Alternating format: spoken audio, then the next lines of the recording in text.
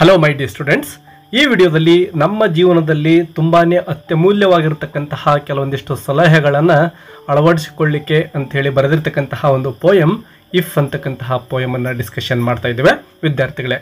Rudyard Kipling ಅವರು ಈ ಒಂದು ಪೋಯಮನ್ನು ಬರೆದಿದ್ದಾರೆ. ನೋಡಿ ವಿದ್ಯಾರ್ಥಿಗಳೇ, ಕೇವಲ ಪರೀಕ್ಷಾ ದೃಷ್ಟಿಯಿಂದ ಈ ಒಂದು ಲೆಸನನ್ನು ನೋಡೋಕೆ ಹೋಗ್ಬಿಡಿ.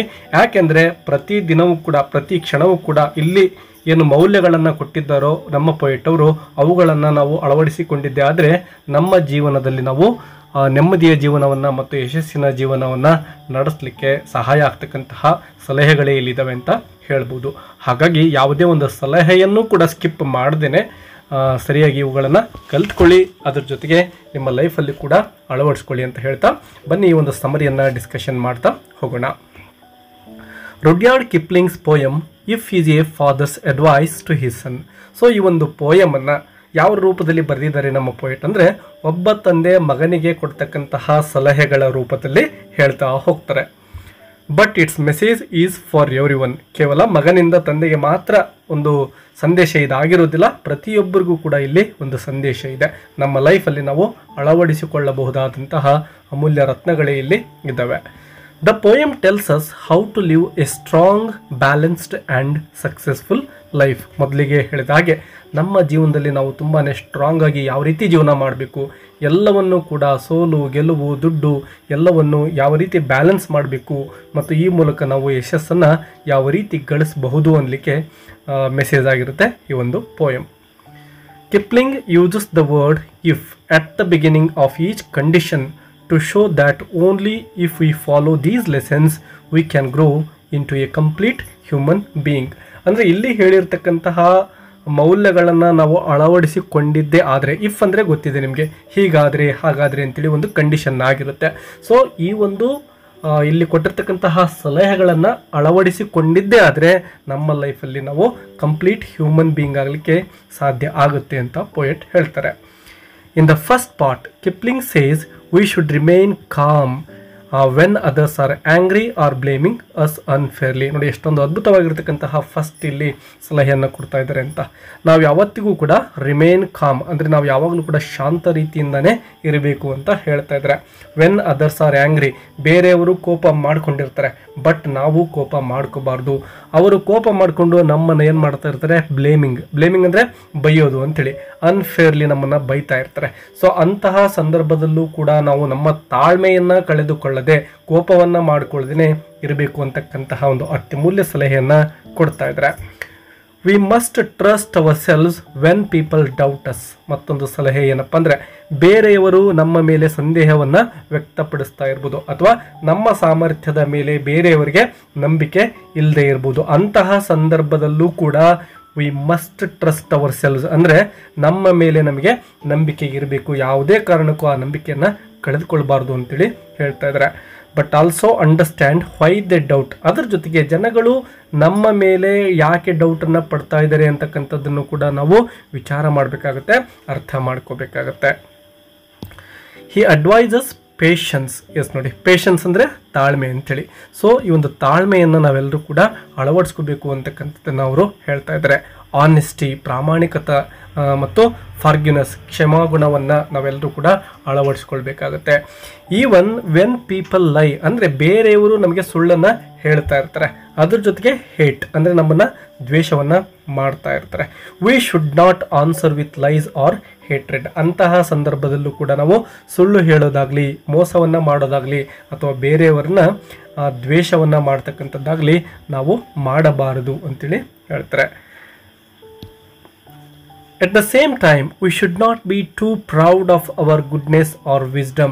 ಅದರ ಜೊತೆಗೆ ನಾವು ತುಂಬಾ ಒಳ್ಳೆಯವರಾಗಿರ್ಬೋದು, ಒಳ್ಳೆ ಕೆಲಸಗಳನ್ನೇ ಮಾಡ್ತಾ ಇರ್ಬೋದು, ಅದರ ಜೊತೆಗೆ ತುಂಬಾ ಬುದ್ಧಿವಂತಿಕೆ ನಮ್ಮಲ್ಲಿ ಇರ್ಬೋದು. ಆದರೂ ಕೂಡ ಅದರ ಮೇಲೆ ನಮಗೆ ಅಪಾರವಾಗಿರ್ತಕ್ಕಂತಹ ಗರ್ವ ಇರುತ್ತೆ. ಸೊ ಅಂತಹ ಅತಿಯಾದಂತಹ ಗರ್ವವೂ ಕೂಡ ಅಥವಾ ಅಹಮ್ಮಿಕೆ ಇರಬಾರ್ದು ಅಂತೇಳಿ ಹೇಳ್ತಾರೆ.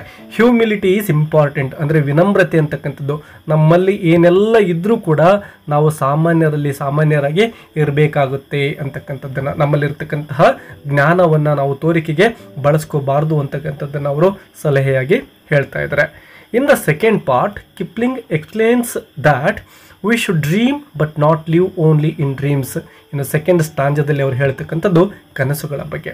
ಪ್ರತಿಯೊಬ್ಬ ವ್ಯಕ್ತಿಯು ಅವನ ಜೀವನದಲ್ಲಿ ಕನಸನ್ನು ಕಾಣಲೇಬೇಕು. ಅಂದರೆ ನನ್ನ ಮುಂದಿನ ಜೀವನ ಯಾವ ರೀತಿ ಇರಬೇಕು, ನಾನು ಯಾವ ರೀತಿಯನ್ನು ಬದುಕು ಕಟ್ಕೋಬೇಕು ಅಂತಕ್ಕಂಥದ್ದು ಕನಸು ಇರಲೇಬೇಕು. ಬಟ್ ಆ ಕನಸು ಕೇವಲ ಕನಸಾಗಬಾರ್ದು. But not live only in dreams. ಆ ಕನಸುಗಳಲ್ಲೇ ನಾವು ಬದುಕನ್ನು ಸಾಗಿಸ್ತಾ ಹೋಗಬಾರ್ದು. We should think but not become only thinkers. Yes, ನಾವು ವಿಚಾರ ಮಾಡಬೇಕು ಸತ್ಯ, ಆದರೆ ಕೇವಲ ವಿಚಾರವನ್ನು ಮಾಡೋದ್ರಲ್ಲೇ ನಮ್ಮ ಲೈಫನ್ನು ಕಳೆಯಬಾರದು ಅಂತೇಳಿ ಕೂಡ ಹೇಳ್ತಾರೆ. ಹೀಗೆ ಹೇಳಲಿಕ್ಕೆ ಕಾರಣ ಏನಪ್ಪ ಅಂದರೆ, ನಾವು ಆ ಒಂದು ಕನಸುಗಳನ್ನು ಸಾಕಾರಗೊಳಿಸ್ಕೋಬೇಕಂದ್ರೆ ಕೆಲಸಕ್ಕೆ ನಮ್ಮನ್ನು ನಾವು ಇಳಿಸ್ಬೇಕಾಗತ್ತೆ. ಅಂದರೆ ನಾವು ಕೆಲಸವನ್ನು ಮಾಡಬೇಕಾಗತ್ತೆ.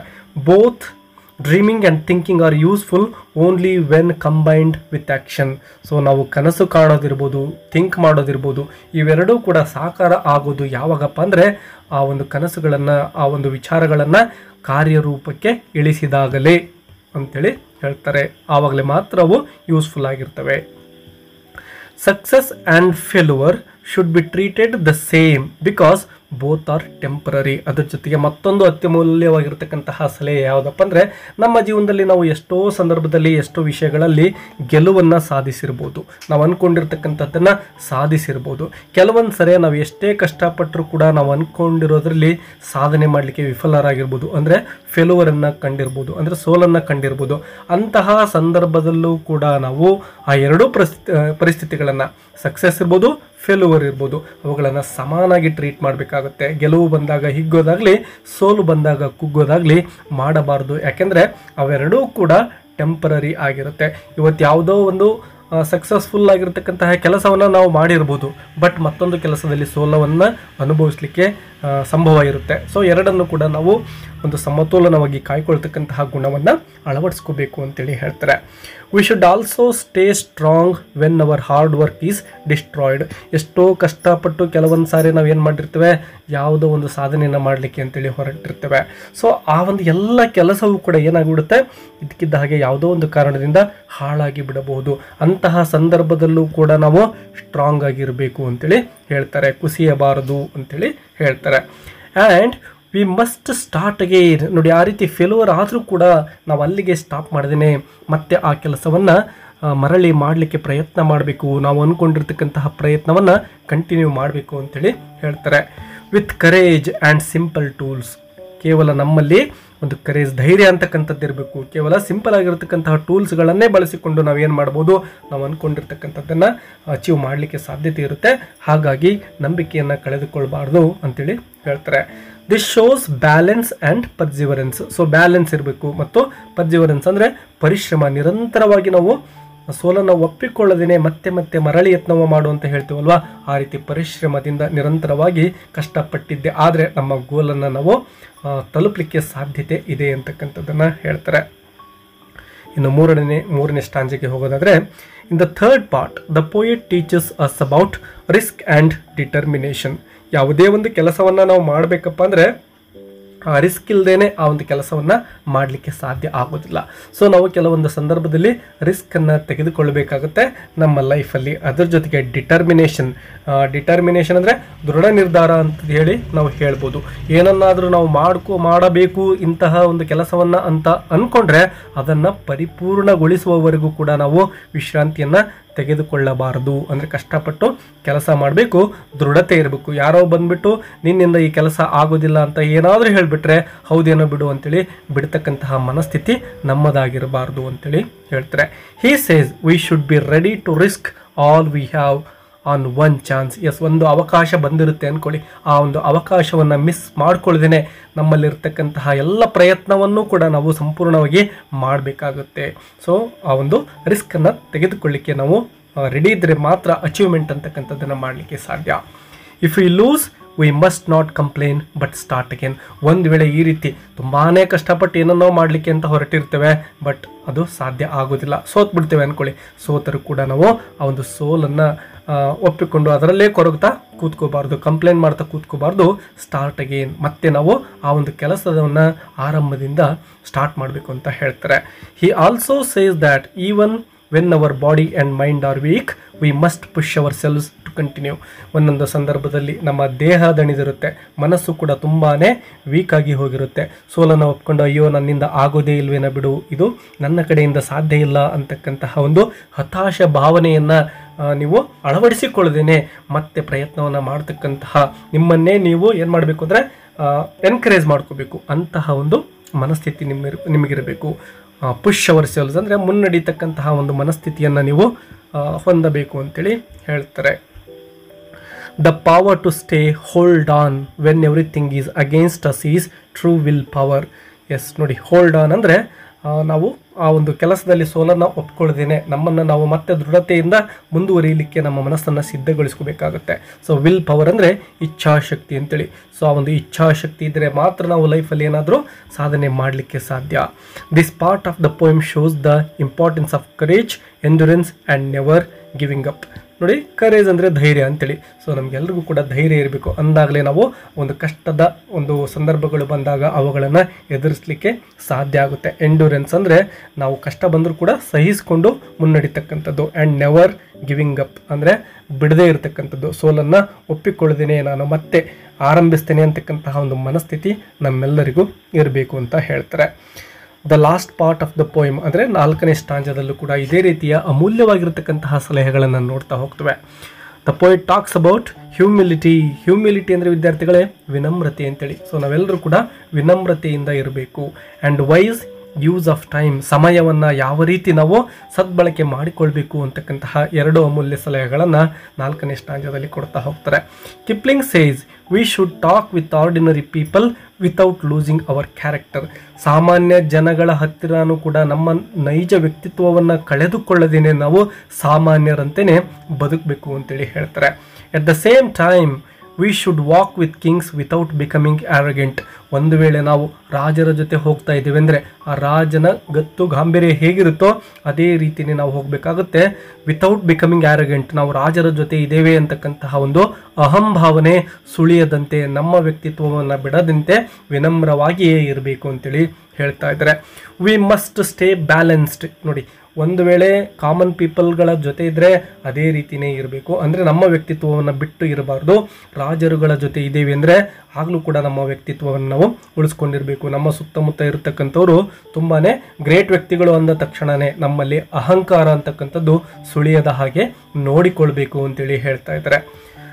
When dealing with both common people and powerful leaders, we should not let friends or enemies hurt us deeply.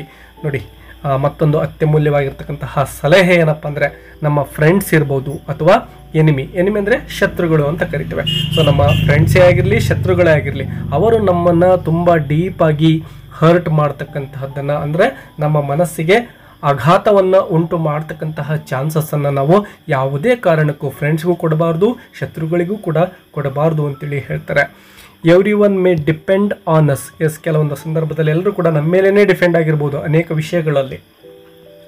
But we should not let any one depend on us too much. ಹಾಗೆ ಬೇರೆ ವ್ಯಕ್ತಿಗಳು ನಮ್ಮ ಮೇಲೆ ಕಂಪ್ಲೀಟಾಗಿ depend ಆಗ್ತಕ್ಕಂಥದ್ದನ್ನು ಕೂಡ ನಾವು ಒಪ್ಕೋಬಾರ್ದು. ಅಂದರೆ ಯಾರಾದರೂ ನಮ್ಮ ಮೇಲೇ 100% ಡಿಪೆಂಡ್ ಆಗಿದ್ದಾರೆ ಅಂದರೆ ಅದು ಕೂಡ ಒಳ್ಳೆಯದಲ್ಲ ಅಂತಕ್ಕಂಥದ್ದನ್ನು ಹೇಳ್ತಾ ಇದ್ದಾರೆ. ಅದಕ್ಕೆ ಅವಕಾಶವನ್ನು ನೀಡಬಾರದು ಅಂತಲೂ ಕೂಡ ಹೇಳ್ತಾರೆ. Kipling also reminds us that time is very valuable. ಅದ್ರ ಜೊತೆಗೆ ಸಮಯ ಅಂತಕ್ಕಂಥದ್ದು ಎಷ್ಟೊಂದು ಅತ್ಯಮೂಲ್ಯ ಅಂತಕ್ಕಂಥದ್ದನ್ನು ಕೂಡ ಅವರು ಇಲ್ಲಿ ಹೇಳ್ತಾ ಹೋಗ್ತಾರೆ. We must use every minute meaningfully. ಪ್ರತಿಯೊಂದು ಸೆಕೆಂಡ್ ಇರ್ಬೋದು, ಪ್ರತಿಯೊಂದು ಮಿನಿಟ್ ಇರ್ಬೋದು, ಇದನ್ನು ನಾವು ಅರ್ಥಪೂರ್ಣವಾಗಿ, ನೋಡಿ ಮೀನಿಂಗ್ಫುಲಿ ಅಂತ ಇದೆ ಅಂದರೆ ಅರ್ಥಪೂರ್ಣವಾಗಿ ಕಳಿಬೇಕಾಗುತ್ತೆ. ಸಮಯವನ್ನು ವ್ಯರ್ಥ ಮಾಡದೇ ನಾವು ಸದ್ಬಳಕೆಯಲ್ಲಿ ಆ ಒಂದು ಸಮಯವನ್ನು ಬಳಸ್ಕೋಬೇಕಾಗತ್ತೆ. ಯಾಕೆಂದರೆ ಸಮಯ ಅಂತಕ್ಕಂಥದ್ದು ಒಮ್ಮೆ ಕಳೆದು ಹೋದರೆ ಮತ್ತೆ ನಾವು ಅದೇ ಸಮಯವನ್ನು ವಾಪಸ್ ಪಡಿತೇವೆ ಅಂದರೆ ಅದು ಖಂಡಿತ ಸಾಧ್ಯ ಇಲ್ಲ. ಯಾವುದಾದ್ರೂ ಒಂದು ವಸ್ತುವನ್ನು ಕಳೆದುಕೊಂಡ್ರೆ ನಾವು ಮತ್ತೆ ಎಷ್ಟು ಸಾರಿ ಬೇಕಾದರೂ ಆ ವಸ್ತುವನ್ನು ಪಡಿಲಿಕ್ಕೆ ಸಾಧ್ಯತೆ ಇರುತ್ತೆ. ಆದರೆ ಸಮಯ ಅಂತಕ್ಕಂಥದ್ದು ಹಾಗಲ್ಲ. If we can do all these things he says the whole world will belong to us. ಈ ರೀತಿ ಇಲ್ಲಿ ಮೇಲ್ಗಡೆ ಹೇಳಿರ್ತಕ್ಕಂತಹ ಎಲ್ಲ ಸಲಹೆಗಳನ್ನು ನಾವು ಅಳವಡಿಸಿಕೊಂಡಿದ್ದೇ ಆಗಿದ್ದರೆ ಇಡೀ ಜಗತ್ತೇ ನಮ್ಮಲ್ಲಿರುತ್ತೆ ಅಂತಕ್ಕಂಥದ್ದು. World will belong to us, ಇಡೀ ಜಗತ್ತೇ ನಮಗೆ ಸೇರುತ್ತೆ ಅಂತೇಳಿ ಹೇಳ್ತಾ ಇದ್ದಾರೆ. ಅಂದರೆ ಜಗತ್ತನ್ನೇ ನಾವು ಗೆಲ್ಲಬಹುದು ಅಂತಲೂ ಹೇಳ್ಬೋದು. More importantly we will become a true man. ಎಲ್ಲದಕ್ಕಿಂತ ಮಿಗಿಲಾಗಿ ನಾವು ನಿಜವಾದ ಮನುಷ್ಯರಾಗ್ತೇವೆ ಅಂತೇಳಿ ಹೇಳ್ತಾರೆ. ಮೀನಿಂಗ್ ಈ strong, wise and mature human being ಅಂದರೆ ಏನಪ್ಪ ಅಂದರೆ ನಾವು ಸ್ಟ್ರಾಂಗ್ ಆಗಿರ್ತಕ್ಕಂತಹ ವ್ಯಕ್ತಿಗಳು, ಬುದ್ಧಿವಂತ ವ್ಯಕ್ತಿಗಳು ಮತ್ತು ಒಂದು ಮೆಚ್ಯೂರಿಟಿ ಅಂತಕ್ಕಂಥದ್ದು ನಮ್ಮಲ್ಲಿ ಬಂದಿರುತ್ತೆ ಅಂತ ಹೇಳ್ತಾರೆ. Overall the poem if is like a guide to life, ಇದೊಂದು ಜೀವನಕ್ಕೆ ಗೈಡ್ ಅಂತ ಹೇಳ್ತಾ ಇದ್ದಾರೆ. ಗೈಡ್ ಅಂದರೆ ನಿಮಗೆಲ್ಲ ತಿಳಿದಿದೆ, ಮಾರ್ಗದರ್ಶನ ಅಂತೇಳಿ. ಸೊ ಈ ಒಂದು ಪೋಯಮ್ ಮಾರ್ಗದರ್ಶನದ ರೀತಿಯಲ್ಲಿ ನಮಗೆ ಸಲಹೆಗಳನ್ನು ಕೊಡ್ತಾ ಇದೆ. ಇಟ್ ಟೀಚಸ್ ಸೆಲ್ಫ್ ಕಂಟ್ರೋಲ್ ನಮ್ಮನ್ನು ನಾವು ಯಾವ ರೀತಿ ಕಂಟ್ರೋಲ್ ಮಾಡ್ಕೋಬೇಕು ಅಂತಕ್ಕಂಥದ್ದು, ಪೇಷನ್ಸ್ ತಾಳ್ಮೆ ಅಂತಕ್ಕಂಥದ್ದು, honesty, courage, humility, endurance and wise.